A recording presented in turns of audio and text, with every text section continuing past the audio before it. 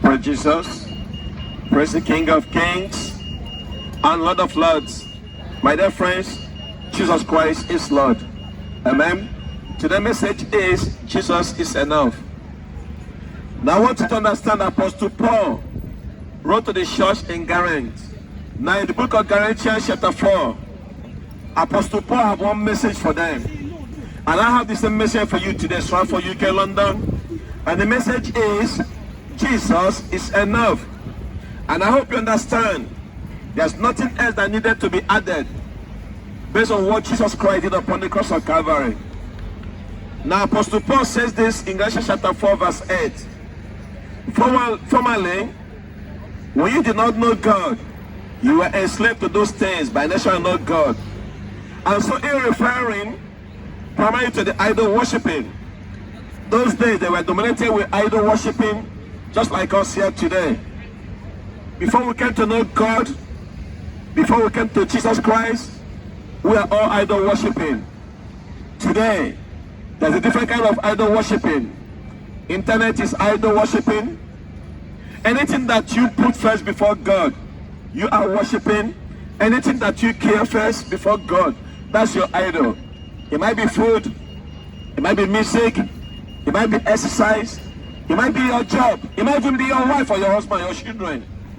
The Bible says in the book of Matthew chapter 6 verse 31, it says, first see the kingdom of God and all his righteousness. Now watch it, every other thing will be added to you. So you see, as a matter of fact, many people today have multiplicity of gods. Idol worshiping, Apostle Paul says, those are the things enslave us. Jesus Christ said you can't have two masters. Either you serve God or moment. Many of you today, money could be your idol worshiping. And many of you today have been enslaved on those things. Why? The Bible says, Apostle Paul speaking to the church in Corinth, and he was telling them, they are constantly trying to appease their gods. Many of them think if they don't appease their God will not bless them. And that's slavery. Do you know that some of them, and some of us here today, have that kind of relationship with God? When you feel that you can appease God before you can receive God blessing, you have a problem with your thought process. You see, because Apostle Paul said we are enslaved to those things before we understood what grace is. Before we knew grace, he says in Galatians chapter 4 verse 9, but now that you have come to know God, or rather be known by God, how can you turn back again to the weak and worthless elementary principles of this world? Who enslaves you wants to be one more. So what's he saying here? He's saying there's a difference between knowing God and being known by God. Which is more important? Knowing God or being known by God? Now, knowing God is very important because if you know God, you can stand against a false doctrine. You can stand against deceiving spirit. Being known by God is huge also. Why? Because Jesus Christ said a day is coming. And when you go to tell some people, I never knew you, not depart from me, you workers of iniquity. And so obviously being known by God is very critical as well. He says that you have been known by God. Now how can you let the freedom that you have? Why are you walking back to slavery? And verse 9 he said to the weak and the worthless, elementary principles of this world, and who enslaves you want to be born again. My dear friend, I'm talking to you today that Jesus Christ is enough. We shouldn't walk back to the basic principle and principalities of this world. There's a tradition of man. There's the idea that is in this world. Do you know that the devil is a fashion designer? Do you know that the devil has blinded the minds of those who don't know Jesus Christ so they can never accept the word of God into their heart? Apostle Paul saying, those systems of rules and regulations are human tradition. Those things, he described them as those who observe the days, the month, the season, the years. And that's very interesting because in the New Testament, Apostle Paul says one man considers one day to be special, another man considers another day to be just like. Let each man be conceived in his own mind. I mean, there's nothing wrong today. I mean, but I want you to see there's something wrong in your life. If you are going to the standards and the system of this world, when Jesus Christ had his ministry on this earth, he confronted the religious leaders, and because they added things to the law, there's an add-ons, woman tradition, rules, don't touch, don't eat, don't feel. And Jesus Christ, listen to what he said in the book of Matthew chapter 15 verse 7 to 9. He says, you hypocrites, where did Isaiah prophesy of you when he said, these people honor me with their lips, but their heart is far from me. Now watch it. In vain do you worship me, teaching as the doctrines of the commandment of men. Jesus Christ there with this. Apostle Paul is dealing with this. And I'm preaching to you today. Dealing with what? The traditions of men. There's a system in this world that the devil wants you to occupy yourself into it. It might be your fashion. It might be the music you listen to. It might be your exercise. Anything that you put first before God is idol worshiping. I used to my dear friend, you should serve God and serve God alone. And people come up with ideas. Don't handle, don't touch. I mean, today we'll have here today. As a matter of fact, let me give you an example.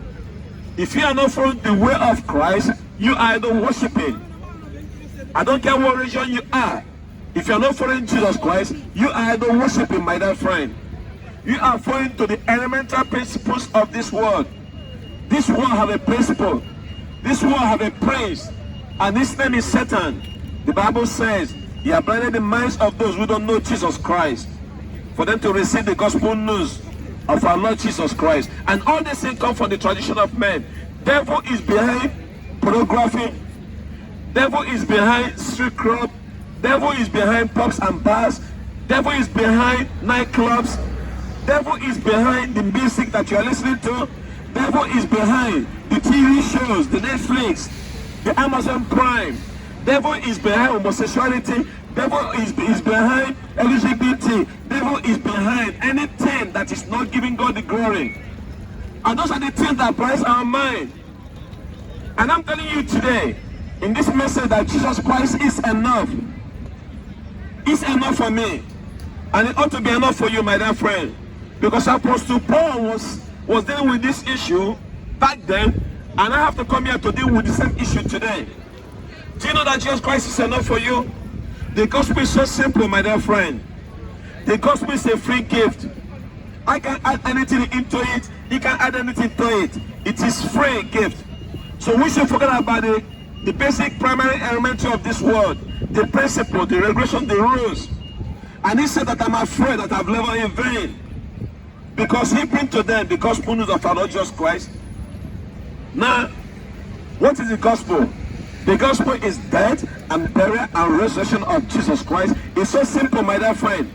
He died, he was buried, he was crucified, he was buried for our sin, and guess what? He rose up again and gave us victory.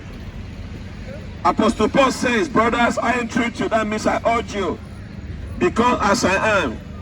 For also I become as you are. Did I do you wrong? Now why is it our Apostle Paul feeling pain? Because he brought them a message of salvation which is free. Why do you want to go back? My dear friend, why do you want to go back to the basic elemental principle of this world? Every religion in this world have rules and regulations, but not with Jesus Christ. Amen. Jesus Christ gave you free. Salvation is free gift from God. Every other religion is walking the way, how they want to please God, and God can give them a way that can go into the kingdom of God. But with Jesus Christ, he came, he said, I am the way, the truth, and the life. There's no other way that you can go into the kingdom of God except through him. My dear friend, walk out of salvation with fear and trembling. That's what the Bible says. Jesus Christ is enough. Apostle Paul was speaking to the church in Corinth. His heart was broken. He said, did I elevate in vain? My dear friend, me coming here is not in vain. And I tell you why. This morning, 2 young boys give their life to Christ. And I'm telling you why as well. Apostle Paul was speaking to them. When you receive grace and you want to fall back into slavery, he says this in the book of Galatians chapter 4 verse 17. He said, for me, make much more free for no purpose, that you wanted to be shut out and think much of them. And then he says in verse 18, it's always good to be make much good for good purpose. And not only when I present myself to you, my little children, for where I am again in anguish of childbirth until Christ form in you. Christ has to be formed in you, my dear friend. Do not conform to the standards of this world living. This world has a prince, and his name is Satan. He wants you to conform. He wants to mold you the way he is. The Bible said the devil come and do three things in this life. He come to steal, kill, and destroy. Why do you want to force somebody who wants to steal you and kill you and destroy you? Why not come to Jesus Christ? He said, I came that you may have life and have life abundantly. Friends, Jesus Christ is enough for me. And I believe that it ought to be enough for you as well. So you have a choice today, my dear friend. You can choose Jesus Christ and have a perfect sweet fellowship with him based on what he did on the cross of Calvary, or you try to do to go to the standards of this world and to go to the primary principles of this world, which is about what? Self-righteousness, doing things. You can do things to go to heaven with your good works. Forget about it, my dear friend. I have tried that in the past. I fail, I stand, I fail. Father, I raise up my hand, I say, God, save me. Salvation is a free gift. You can't add anything into it. And my message for you today is for you, calendar. Jesus is enough. Jesus is enough. He done a good job on the cross of Calvary once and for all. So you have a choice today. You can choose to go it your way. And I promise you one thing, you'll be miserable. But if you choose Jesus Christ, you will have eternal life. You see, because we are not living under the law, we are by the grace. We are living under the grace of God. The grace of God is available much. The Bible says the grace of God has given us the privilege to say no to everything that is ungodly. Everything that is ungodly. We are being saved not by our works, not by our own righteousness, but based on what Jesus Christ did. Jesus Christ is our righteousness, my dear friend. Ladies and gentlemen, we are not under the law. We are under the grace. So, please do not default to the performance track. Your relationship with God. A lot of Christians today are living under the law, and it breaks my heart. I had one this morning come and tell me about keeping Sabbath. Let's talk about keeping Sabbath for a moment. Because Apostle Paul will say, rather do you prefer to be in the system of slavery? Or will you prefer to be under the grace? Do you want to keep Sabbath? Apostle Paul talks about this in Galatians chapter 4 verse 21. Listen to what he says. Tell me, will you desire to be under the law? Are you listening? Tell me, you who desire to be under the law. Don't you listen to what the law? Do you listen to the law? That's a very powerful and critical question. But Apostle Paul says, in other words, you will either prone or be under the law or prefer to be under the law. Don't you hear? Are you not listening to the law? Apostle Paul is asking this vital question. Have you never thought about this truth? Have you ever think about the ultimate end? Listen to it again. It says, tell me, you who desire to be under the law. Do you not listen to the law? There are two things in this question. First of all, it says, tell me, you who desire to be under the law. Secondly, do you not listen to the law? Are you listening? You who are living in that way, you want to make yourself righteous before God by living under the law? And in this context, do you need to keep the law? In other words, Apostle Paul is saying this according to the 5 books of the Old Testament, which is we call the Torah, starting from Genesis through to the Deuteronomy. Apostle Paul is saying, now in my own understanding, and I will paraphrase it, tell me you want to earn your righteousness standing by working your ways by your own self-righteousness. Have you ever read the scripture? That's what Apostle Paul said. Are you listening? Have you ever read the scriptures and see what the scripture says? Don't you listen to the scriptures? Why listen to the man? Like the church in Garant, many of you today, rather listen to the word of God. You are listening to what man says in the internet concerning keeping the Sabbath. Apostle Paul going to say, in verse 22. For it is written. Now what is written is the word of God. For it is written that Abraham have two sons, one by the slave woman and one by the free woman. Verse 23. But the son of the slave was born according to the flesh, which means it's a natural birth being born. That which is born of flesh is flesh. And while the son of the free woman was born through the promise, which means it's a spiritual way of being born. Jesus Christ said, that which is spirit is spirit. And so the son of the slave is of the flesh. And because Abraham and Sarah did not wait, I mean, do you know, waiting depletes us. It depletes our expectation, it depletes our hope, it depletes our joy. Waiting is difficult. Waiting upon the love of God is difficult. He couldn't wait, she couldn't wait. And the Bible said they were led by their flesh. And that's why Sarah offered Abraham Hagar. And what happens? They produce a child of slave. They produce what? A child of slave from the mother of the slave. And this have to correspond to the flesh. So you see, the scripture said those who wait upon the name of the Lord, God will do what? Will renew those things. He will renew their strength. He will renew their joy. He will renew their hope. Amen? And then he says, now to this interpretation of authority, these two women were the two covenants. One is from Mount Zion, bearing the children of slavery. She is Hagar. Verse 25. Now Hagar is from the Mount Zion in Arabia. She corresponds to the present Jerusalem. For she is a slave with her children, but to the Jerusalem is from above. The Jerusalem above is free. And she is the mother of her, for it's written, rejoice, O barren woman who does not bear, bring forth and cry out. And you were not in labor, for the children of the desert one, meaning the one who is not bearing, and will be more than those of the one who has an husband. So what Paul is saying here is this. To the church in Galatians, I'm preaching to you today, so for the same thing. That each of these women that Abraham had a child with, they are picture of us today. First of all, they show us the important things. Sarah was free and Hagar was a slave girl. But the second thing they want us to see is their children. And that's a picture. Isaac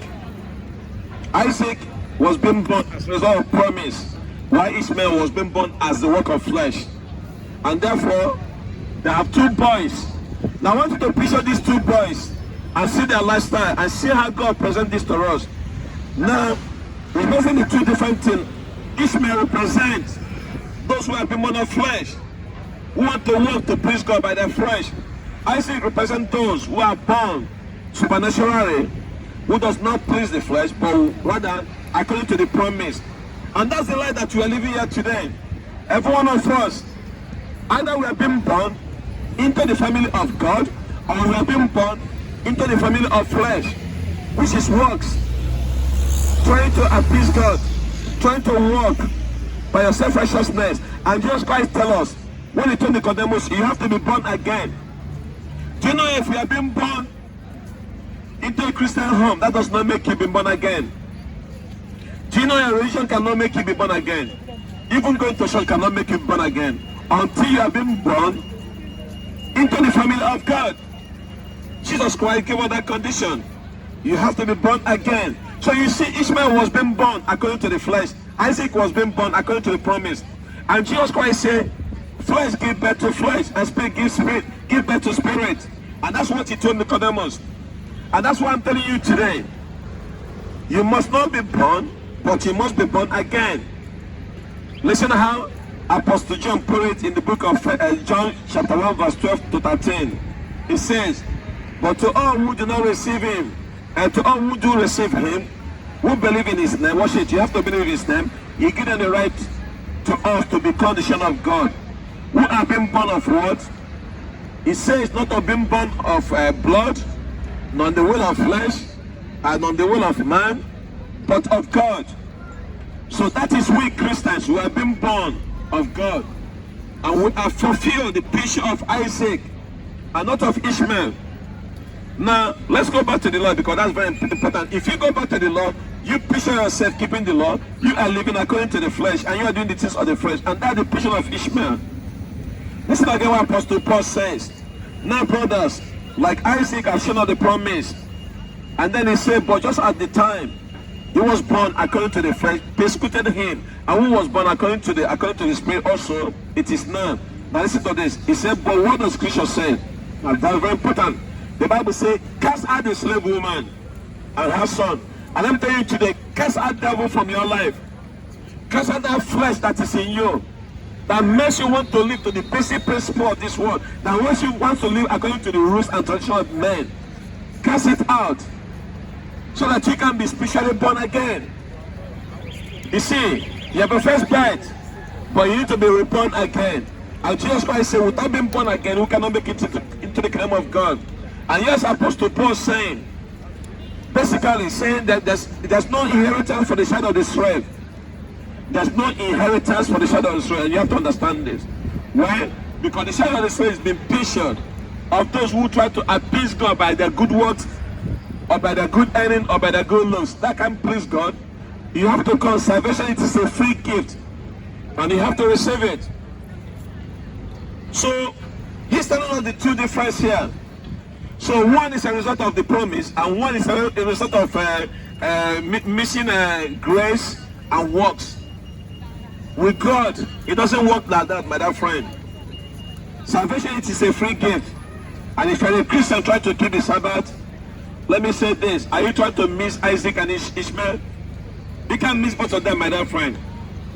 Because the Bible says, the son of the slave does not receive the inheritance, but the son of the free is from Jerusalem above.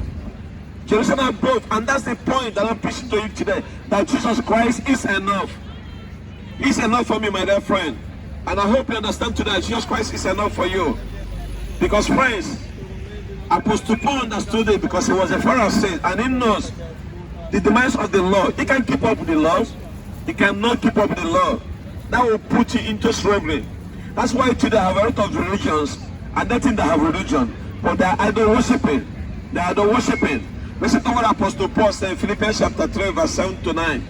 Apostle Paul writes, what do I gain? That means all the human effort. And he says, I count all loss for the sake of Christ. And indeed, I count everything as loss because of surpassing and what of knowing Christ, Jesus my Lord. For his sake I suffer, and the loss of all things, and I count them as rubbish, in order that I may gain Christ. Apostle Paul says everything that is in this world, he counts it as rubbish. Why? In order that he may gain Christ. Many of you today are chasing the paper. Many of you today are chasing the wrong thing. And here is a man telling you that he has looking down this is he counts them as rubbish. And that's what it should be. The thing that you are fighting for, you are scheming for, when you die, it is rubbish. You can't take anything with you when you die. Your beauty stays in the grave. Your money stays in the grave. Your good job stays in the grave. Everything that you have stays in the grave. You are going to stand in the presence of Jesus Christ and give account to him one day when you die. And you are going to die one day. There's no if and there's no but about it. We're all going to die one day. And when we die, we have to give account to Jesus Christ. Now the question for you, my dear friend, are you living under the law? Because you are going to be judged under the law, and nobody ever passes the law.